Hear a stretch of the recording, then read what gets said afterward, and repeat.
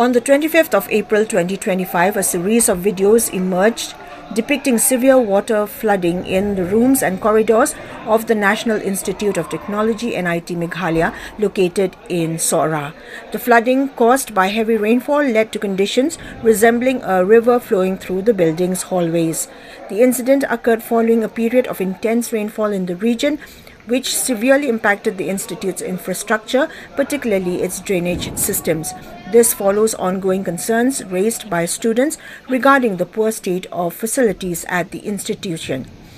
Earlier this year in February, students staged protests at the administrative block, highlighting various issues such as inadequate sanitation, lack of clean drinking water, insufficient female restroom facilities, faulty electrical systems, and poor drainage.